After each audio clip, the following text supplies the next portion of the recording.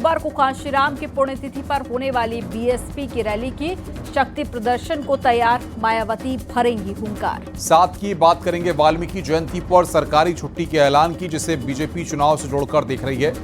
वाल्मीकि समाज का साथ छुट्टी से बनेगी बात। और बात करेंगे संभल में शिक्षकों के प्रदर्शन की, जिसे शिक्षा मंत्री ने विपक्षी बताया है और प्रदर्शन से नाराज अब शिक्षकों पर गिरेगी गाज।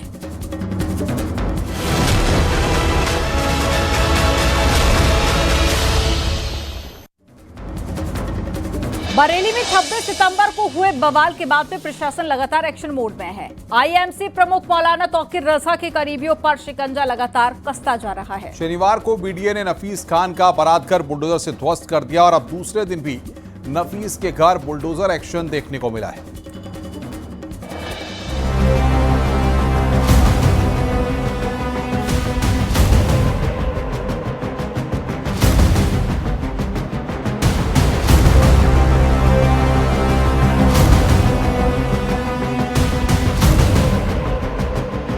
बरेली में हुए बवाल के बाद प्रशासन ताबड़तोड़ कार्रवाई में जुटा है। उपद्रव के 80 से ज्यादा आरोपी गिरफ्तार किए जा चुके हैं और मौलाना तौकीर रजा के करीबियों पर लगातार बुलडोजर एक्शन भी हो रहा है। तौकीर रजा के करीबी डॉक्टर नफीस के घर दूसरे दिन भी बुलडोजर एक्शन देखने को मिला।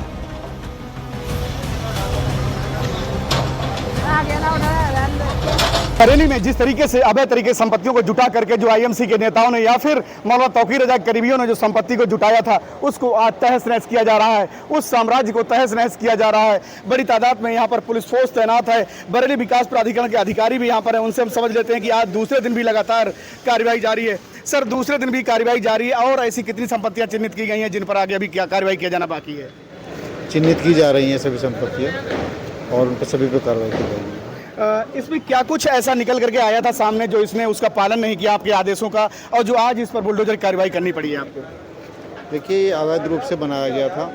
इनको बाकायदा नोटिस जारी किया गया था और नोटिस जारी करने पे इन्होंने कोई जवाब नहीं दिया। उसके बाद डेमोलिशन नियमानुसार इस्पात किया, इनको समय दिया गया, उसमें इन्होंने नहीं गिराया।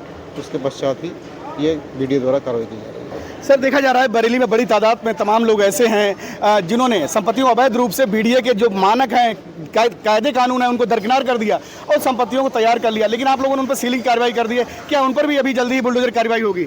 नियमानुसार कार्रवाई की जाएगी। बीडीए के अधिकारियों का कहना है कि और भी अवैध संपत्तियां चिन्हित हुई हैं। जांच पड़ताल के बाद सभी अवैध संपत्तियों पर कार्रवाई की जाएगी। शनिवार को बुलडोजर एक्शन के साथ ही एक मकान और 4 दुकानें भी सील की गई थी। माहौल तनावपूर्ण होने के चलते इलाके में अब भी भारी पुलिस बल तैनात है।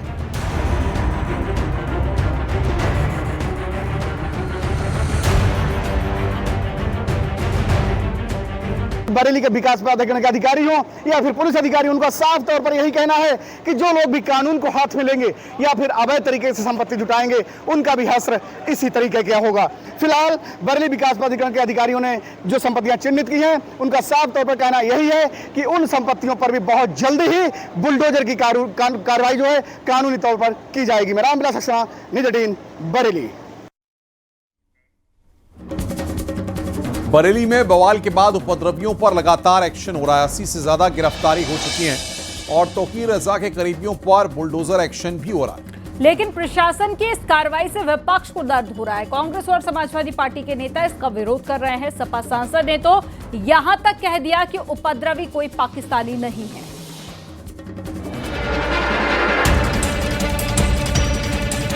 बरेली में बवाल के बाद उपद्रवियों पर हो रहे एक्शन पर लगातार सियासत जारी है। बवाल करने वालों और साजिश रचने वालों के खिलाफ ताबड़तोड़ एक्शन के बीच विपक्ष उपद्रवियों के साथ हमदर्दी दिखा रहा है। समाजवादी पार्टी के सांसद का कहना है कि उपद्रवी भी हमारे देश के हैं, चीन पाकिस्तान के नहीं। कौन है? हमारे ही देश के नागरिक हैं ना, कि पाकिस्तानी है या चाइनीज हैं, चीनी हैं। अपने देश के नागरिक यदि किसी तकलीफ में हैं तो क्या है, क्यों हुई, कैसी घटना हुई, उनके बीच में जाने का मेरा अधिकार भी है और कर्तव्य भी है। कब्रें तोड़ देंगे, पुलिस के साथ धक्का मुक्की करेंगे, मारपीट करेंगे और कोई एक्शन नहीं होगा। एक पोस्टर दिखाने पर आप हाथ पैर तोड़ दोगे, टांग में गोली मार दोगे, ये कहाँ का न्याय है? मुजफ्फरनगर की सड़कों के ऊपर आपने कावड़ के दौरान देखा था, उत्पात मच रहा था, कितनों के पैर में गोली मारी आपने? दरअसल शनिवार को समाजवादी पार्टी का डेलीगेशन दिल्ली से बरेली के लिए रवाना हुआ था, लेकिन प्रशासन ने मामले की गंभीरता को देखते हुए उन्हें रोक दिया। अब समाजवादी पार्टी बीजेपी पर निशाना साध रही है।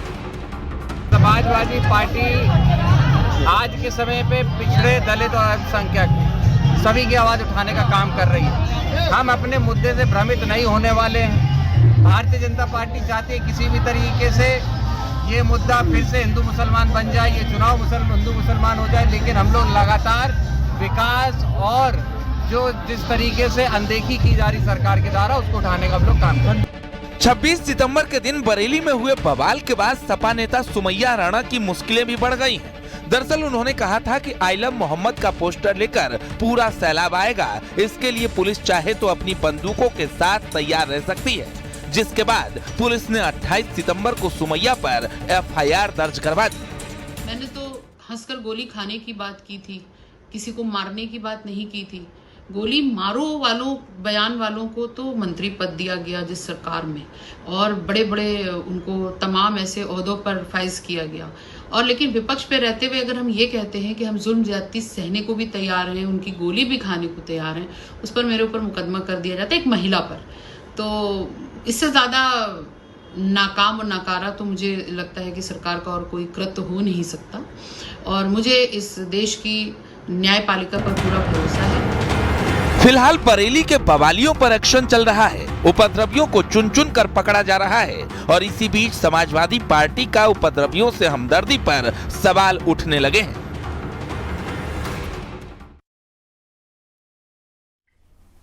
और फिरोजाबाद से बड़ी खबर मिल रही है, डकैती का मास्टरमाइंड मुठभेड़ में ढेर हो गया है। 2 करोड़ की लूट का खुलासा करने वाली फिरोजाबाद पुलिस को चकमा देकर मास्टरमाइंड फरार हो गया है। लूट के मास्टरमाइंड नरेश अस्पताल से फरार हुआ है। थाना मक्खनपुर पुलिस ने 6 बदमाशों को लेकर थाने पहुंची। ट्रॉमा सेंटर मेडिकल के लिए फिरोजाबाद ट्रॉमा सेंटर पुलिस पहुंची थी और जनपद में अलर्ट जारी कर दिया गया है। सभी थानों में चेकिंग अभियान भी शुरू कर दिया गया।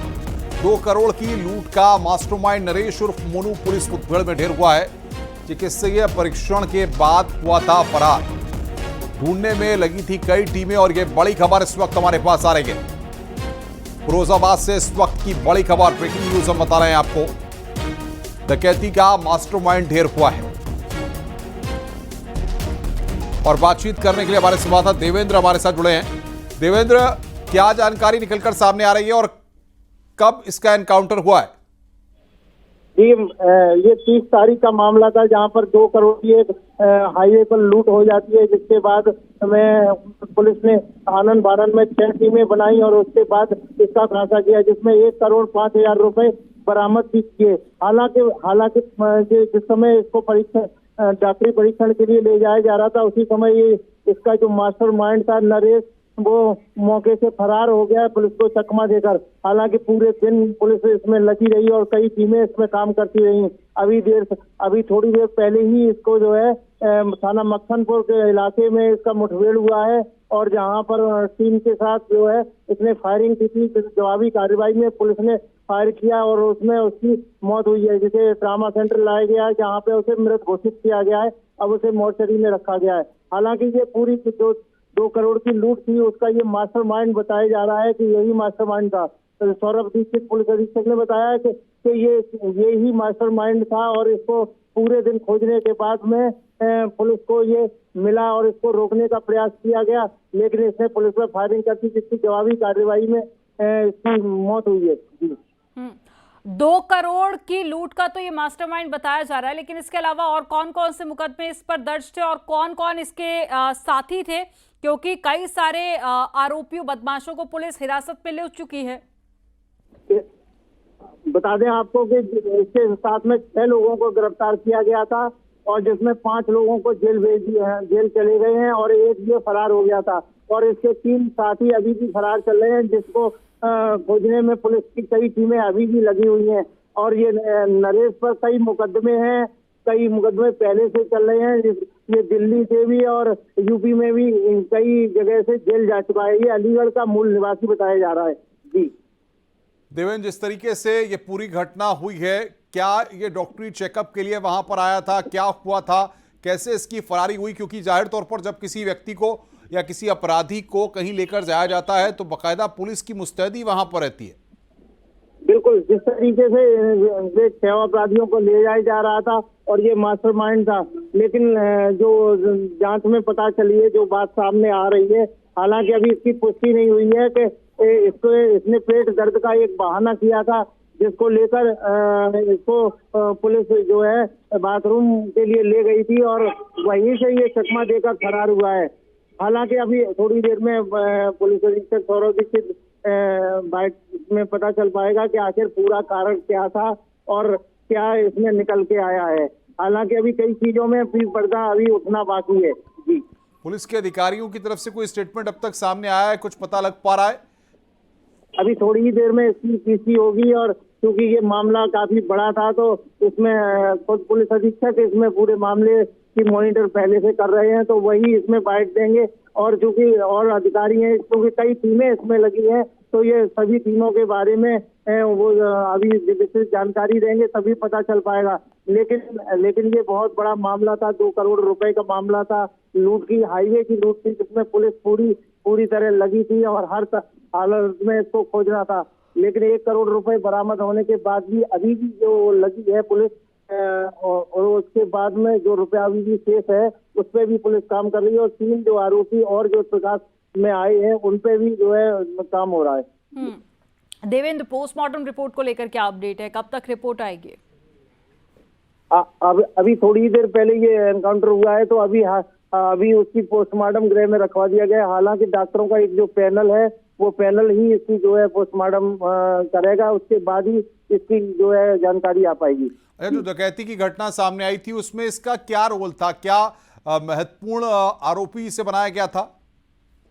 क्योंकि ये इसका मास्टरमाइंड बताया जा रहा है कि और जो ये वहां पर गया, जो पूरी इसकी योजना बनाई थी, इसने जो रैकी करके जो और लोगों को पूरा ये गिरोह बनाया था, तो उनको सबको यही मॉनिटर करता था और ये किराए की गाड़ी वहां से गाजियाबाद और दिल्ली के अलग अलग जगह से ये गाड़ियां किराए पर लेते थे, इस तरीके से पूरी वारदात को अंजाम देते थे और इसका पूरा मॉनिटर, क्योंकि इस पे एक बड़ी धनराशि भी बरामद की गई है। बहुत बहुत शुक्रिया आपका।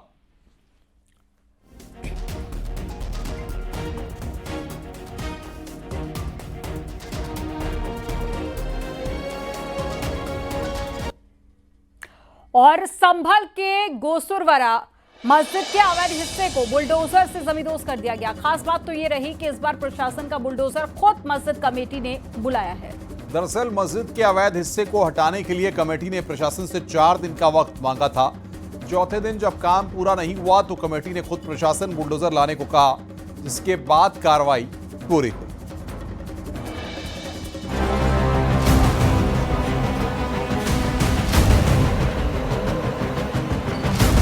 संभल की गोसुलवरा के अवैध मस्जिद को बुलडोजर से जमींदोज करने की कार्रवाई हो रही है। इस बार प्रशासन ने नहीं बल्कि मस्जिद कमेटी खुद प्रशासन से बुलडोजर मंगवाकर अवैध निर्माण हटाते दिखी। दरअसल इस अवैध मस्जिद को हटाने के लिए मस्जिद कमेटी ने 4 दिन का वक्त मांगा था। इस बीच लोगों ने खुद मस्जिद तोड़ने की कोशिश भी की, लेकिन चौथे दिन तक जब मस्जिद नहीं टूटी तो कमेटी के लोगों ने प्रशासन से खुद बुलडोजर मंगवा लिया। अब हम आपको वो तस्वीरें दिखाना चाहेंगे।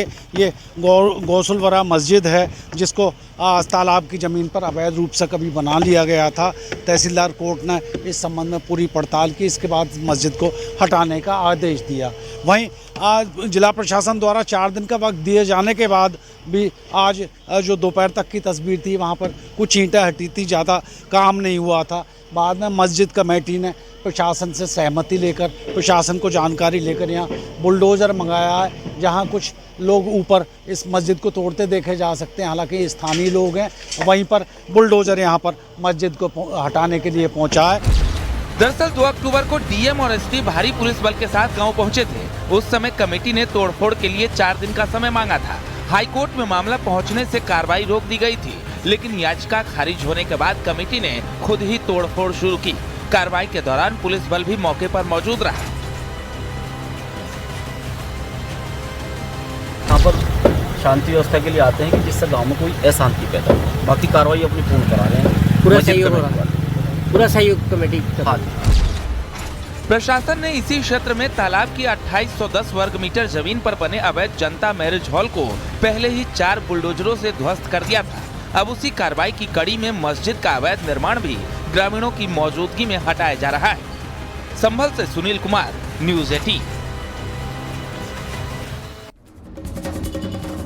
पंचायत और विधानसभा चुनाव से पहले बीजेपी ने वाल्मीकि समाज को साधने की रणनीति पर काम तेज कर दिया है। सीएम योगी वाल्मीकि जयंती पर उन्होंने छुट्टी का ऐलान किया है।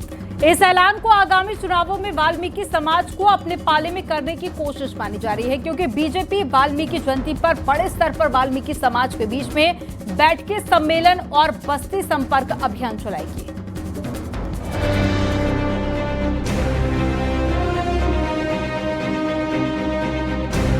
योगी सरकार ने वाल्मीकि जयंती के लिए यूपी में बड़ी तैयारी शुरू कर दी है। संस्कृति विभाग की ओर से सभी डीएम कमिश्नर को निर्देश दिए गए हैं कि वाल्मीकि जयंती के दिन सभी मंदिरों में अखंड रामायण पाठ का आयोजन कराया जाए। सीएम योगी खुद वाल्मीकि समाज के कार्यक्रम में मौजूद रहेंगे। इसमें वाल्मीकि जयंती पर छुट्टी के लिए वाल्मीकि समाज के लोग सीएम योगी का धन्यवाद करेंगे। महर्षि वाल्मीकि की जयंती पर मुख्यमंत्री योगी आदित्यनाथ जी ने 7 अक्टूबर को जो अवकाश घोषित किया, उसका उत्तर प्रदेश में व्यापक स्वागत किया जा रहा है और खासकर से जो महर्षि वाल्मीकि के अनुयायी हैं उनमें गजब का उत्साह है और वे उस उत्साह की अभिव्यक्ति करने के लिए आगामी 7 अक्टूबर को इंदिरा गांधी प्रतिष्ठान पहुंच रहे हैं, जिसमें मुख्यमंत्री योगी आदित्यनाथ जी जो प्रकट उत्सव समारोह आयोजित हो रहा है उसमें मुख्य अतिथि के रूप में आ रहे हैं। तो इससे पूरे प्रदेश में एक खुशी का। उत्तर प्रदेश में दलित आबादी करीब 21% है। इसमें वाल्मीकि समाज की हिस्सेदारी लगभग 2.25 करोड़ के आसपास मानी जाती है। पश्चिमी यूपी, बुंदेलखंड और मध्य यूपी के कई जिलों में यह समाज निर्णायक भूमिका में है। नगर निकायों, सफाई सेवाओं और सरकारी ठेकों से जुड़े कामों में यह वर्ग बड़ी संख्या में है, जिसको साधने की कोशिश में बीजेपी जुटी है। इसके पीछे जो सियासी रणनीतिकार हैं सीधे तौर पर मानते हैं कि वाल्मीकियों में भारतीय जनता पार्टी पैठ बनाने के लिहाज से ये बड़ा कदम उठाई है। यही नहीं, भारतीय जनता पार्टी वाल्मीकि जयंती पर उत्तर प्रदेश के सभी वाल्मीकि बस्तियों में बाकायदा बस्ती संपर्क अभियान, गोष्ठियां समेत तमाम कार्यक्रम करेगी। यही नहीं, योगी सरकार ने भी निर्देश दिए हैं सभी जिलाधिकारियों को कि वाल्मीकि जयंती के मौके पर वाल्मीकि अखंड पाठ कराया जाए, यानी कि वाल्मीकि रामायण के पाठ के भी निर्देश दिए गए हैं। 2017 के विधानसभा चुनाव में वाल्मीकि समाज ने बीएसपी के बजाय बीजेपी की ओर रुख किया था।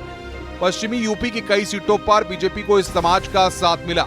इसके बाद लगातार बीजेपी ने वाल्मीकि समाज के उत्थान के लिए कई काम किए।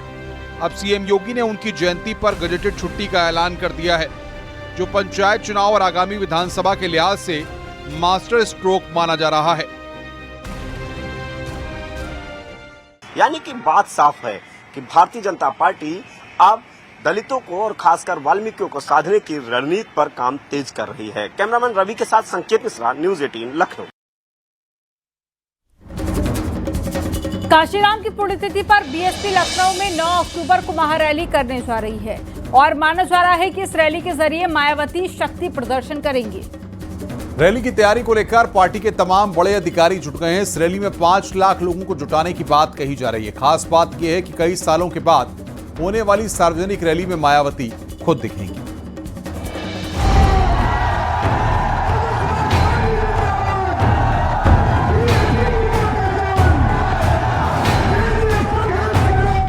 राजधानी लखनऊ में स्थित सबसे बड़े रैली स्थल यानी कांशीराम स्मारक स्थल को अगर कोई सियासी पार्टी अभी तक भर पाई है तो बहुजन समाज पार्टी ही है। राजनीति के जानकार इस बात को मान रहे हैं कि अगर आगामी 9 अक्टूबर को एक बार फिर से बहुजन समाज पार्टी ने अगर इस मैदान को भर दिया तो उसकी बड़ी उपलब्धि होगी। बहुजन समाज पार्टी अपने वेल मैनेजमेंट के लिए जानी जाती है। हालांकि रैली 9 तारीख को यानी गुरुवार को होनी है, लेकिन कांशीराम स्मारक पर तैयारियां अभी से शुरू हो गई हैं। बहुजन समाज पार्टी ने दावा किया है कि इस मैदान को भरने के लिए जरूरी 5 लाख लोगों को वो लेकर के आएगी। साफ तौर से आप देखें तो कांशीराम स्मारक की दीवारों पर जगह जगह पर न सिर्फ पोस्टर चस्पा किए गए हैं, बल्कि बहुजन समाज पार्टी खुद से जुड़ी हुई तमाम नारों को भी उसने यहाँ पर लिखा हुआ है। मानमर कांशीराम स्मारक में मानमर कांशीराम का परिनिर्वाण दिवस मनाया जाएगा। इससे पहले बहुजन समाज पार्टी इस कार्यक्रम को मनाती रही है, लेकिन जिला स्तर पर, लेकिन इस बार ऐसा हो रहा है कि खुद बहुजन समाज पार्टी की राष्ट्रीय अध्यक्ष मायावती इस कार्यक्रम में यहां आने वाली हैं और उत्तर प्रदेश के सभी जिलों से कहा गया है कि भीड़ को लेकर के आया जाए।